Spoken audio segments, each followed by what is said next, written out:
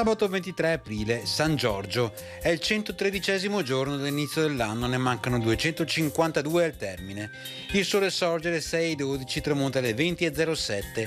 La luna sorge alle 3:09, tramonta alle 11:35.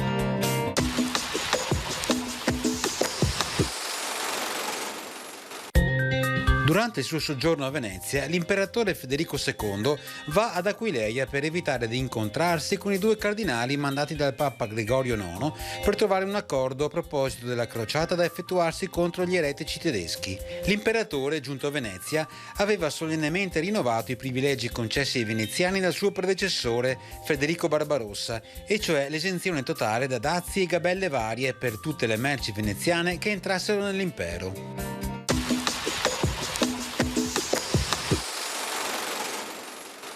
Le previsioni per domani: instabilità con addensamenti nuvolosi alternati a significative schiarite, precipitazioni, probabilità nel complesso medio-alta di fenomeni sparsi a prevalente carattere di rovescio o temporale, nevosi grossomodo da 1400-1700 metri.